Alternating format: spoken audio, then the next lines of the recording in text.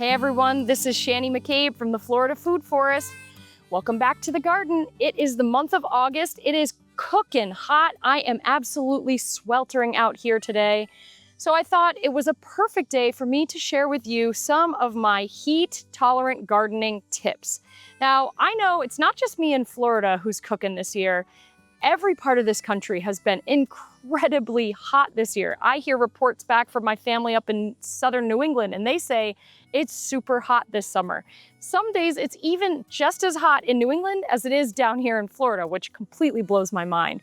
So I know this topic really relates to not just Florida gardeners, but gardeners across the country. I've made sure that all of these topics really can apply to any region. These are general gardening tips for how to survive a hot summer. But I would say it's especially helpful for southeastern gardeners, Florida gardeners, because we get a lot of heat and for a longer duration of time. First, I started out as a youngster, born and raised in southern New England. In the state of Rhode Island, I never experienced any heat or humidity related growing issues in my garden because the summer temperatures really maxed out at like 85 degrees. My garden was pretty easy going in the summer. Now the winter temperatures, that's a different story. It was intensely cold there in the winter. However, I went to the University of Rhode Island and I got a degree in horticulture and sustainable ag. And then I moved on for my first big job after college out to the Missouri Ozarks, where I worked for a home garden seed company. The Missouri Ozarks are smack in the middle of the country, a very swampy, hot, humid summer climate. So I not only experienced for the first time some really high temperatures, some really close humidity. They're like comorbidities. When you've got a hot temperature and high humidity, that is a recipe for some really brutal pests and diseases. So it was definitely trial by fire. It was a very intense learning curve to go from little New England, not too many issues, to Missouri Ozarks, heavy pest disease, super heat and humidity. I learned a lot in the years that I lived in the Ozarks just about mitigating those issues. Then I decided to just crank it up to 11 and move to Central Florida, where heat and humidity is just a part of everyday life. There are not very many months of the year that it isn't uncomfortably hot where I live. So here's my summer gardening toolkit. These are some steps that you can take to really mitigate the heat and humidity and have a more successful summer garden. Doesn't matter if you live in Florida or if you are in Canada. If you are experiencing heat and humidity that is negatively affecting your garden, these tips are going to help you. And I've put together a list of my favorite heat-tolerant crops. We're going to explore that at the end of the video. My first tip is to seek out some shade. If you can't find it, build it. I'm talking about putting in tunnels, trellises, anything you can to create a shady microclimate is going to significantly cool you down and cool your garden down.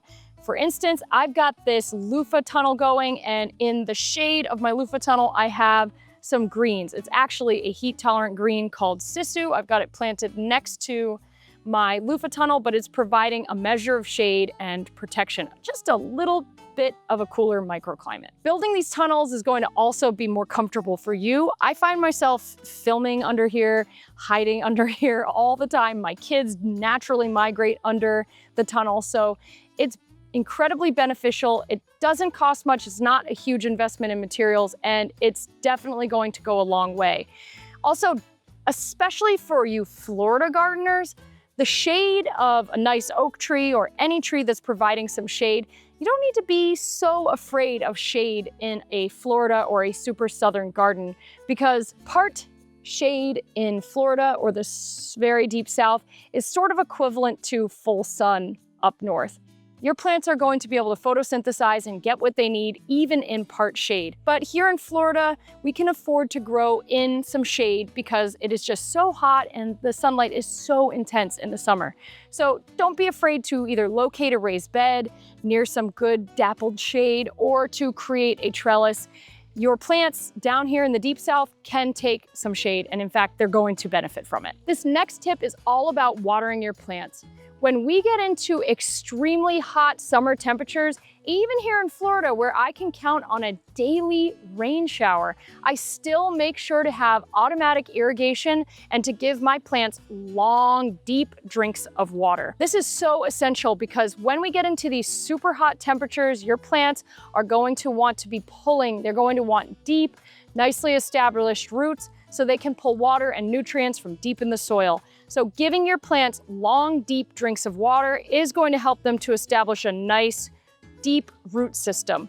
It's also going to help to cool the soil. So long, deep drinks of water, and I do recommend a drip irrigation system like I have here. I've just got some drip tubing with 6-inch spaced emitters. I'm not trying to use overhead sprinklers in my annual vegetable patch because that is going to be a recipe for fungal diseases and other issues if I've got my foliage getting wet, especially in the evenings. So I do recommend a drip irrigation system. Get that water right where it wants to be at the roots and not all over the plants where it's going to potentially cause some problems. And even if you don't have access to automatic irrigation or drip irrigation and you're just out there with a hose, that's no problem.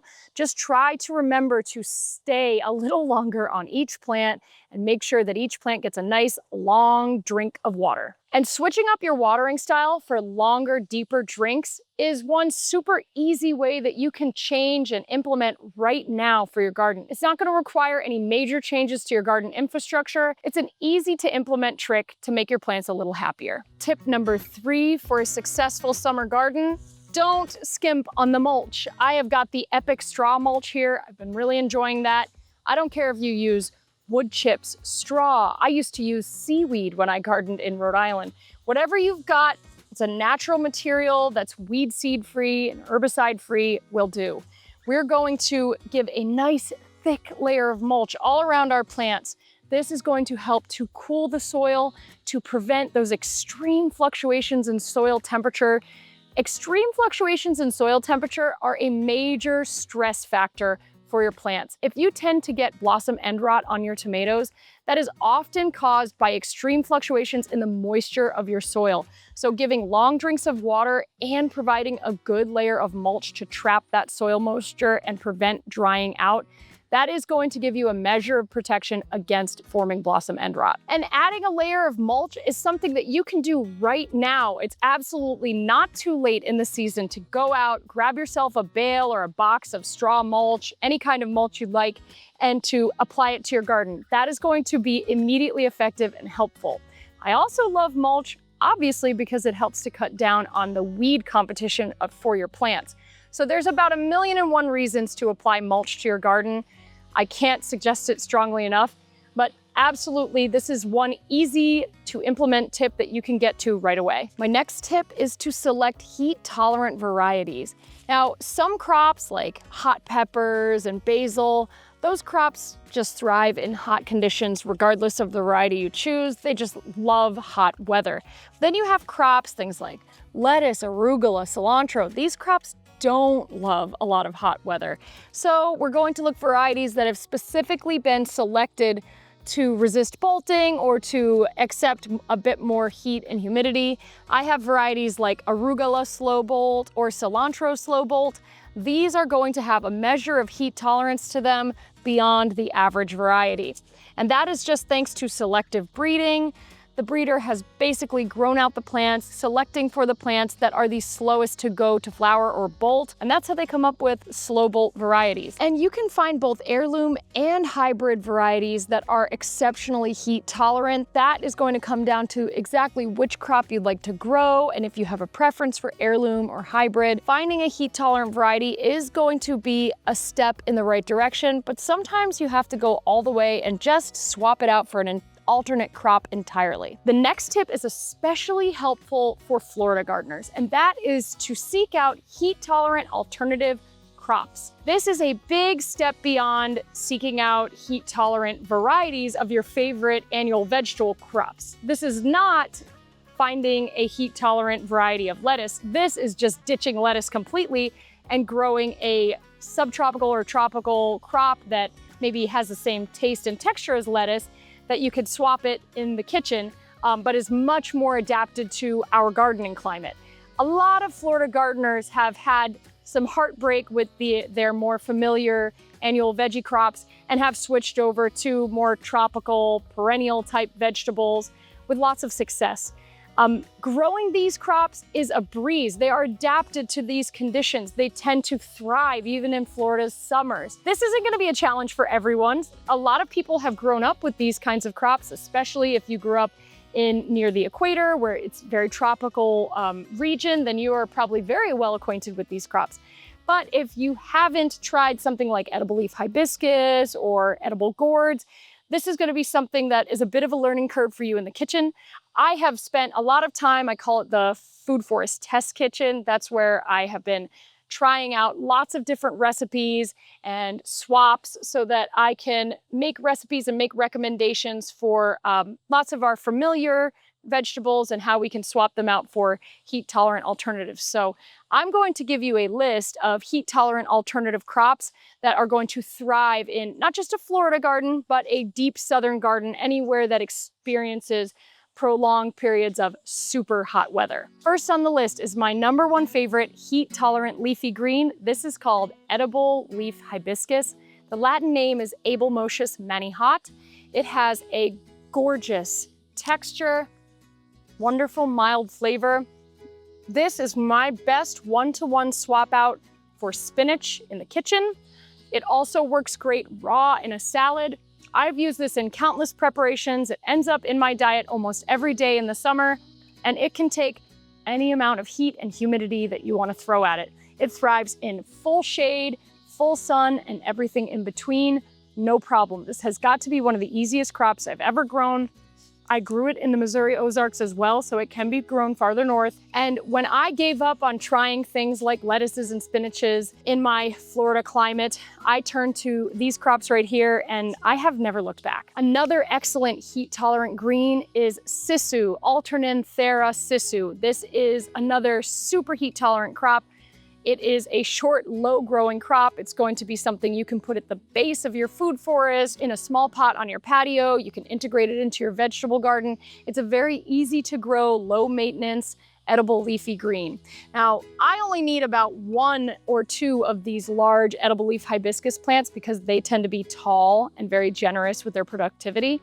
Now with a sisu plant, they are small and compact. They remind me a little bit of like a Greek basil. They're super small. So I make sure to plant several sisu plants in my garden to meet my needs over the summer. Sisu is also super easy to propagate. I just cut off a little piece that includes a leaf node, put it in some water, and it's gonna root in a few days. So very easy to propagate and grow this plant. Sisu is also basically a one-to-one replacement for spinach. The texture can be a bit rough as the season goes on and the plants get a little bit big and mature, but nice tender shoots of sisu are absolutely fantastic raw or cooked. My next heat-tolerant alternative crop is edible gourd. Now, this is one type that gets absolutely massive. This one's almost as tall as me. It's huge. They get bigger than a baseball bat. Now, when it's this size, it's definitely not super yummy to eat, but if I pick a smaller edible gourd, about 1.5 inches in diameter and smaller, those are an absolutely wonderful one-to-one substitute for zucchini or summer squash in your recipe. Zucchini and summer squash and Florida summer do not mix. Far too many pests and diseases with that plant. So I have just jumped over to edible gourds. It's been a wonderful swap. Highly recommend. This plant doesn't get irrigated, it doesn't get fertilized. It's absolutely thriving on neglect. I can't recommend it enough. Here's a heat-tolerant leafy green that definitely has a bit of a reputation. This one's called Malabar spinach. Look at the beautiful way that this one is crawling and twining up my trellis. I mean, it gets 10 out of 10 points for looks, absolutely beautiful. Now, taste is good, texture is a little on the slimy side. I have kind of grown to appreciate that slimy texture. It doesn't bother me so much, but if you would not consider yourself particularly adventurous and you don't like things like okra or chia seeds when they get slimy, maybe skip Malabar spinach because It's definitely got some mucilage to it. Thanks for sweating it out in the garden with me today. You are now well equipped to deal with these scorching summer temperatures. I wish you the best of luck for the rest of your summer. Some of these tips, they are ready to implement right now. You can get out there with some mulch and your hose and get going. Others, I recommend you just get your gardening calendar, maybe your garden journal, make some notes and some plans so that you are ready to rumble when next season comes around. Stay cool, happy gardening.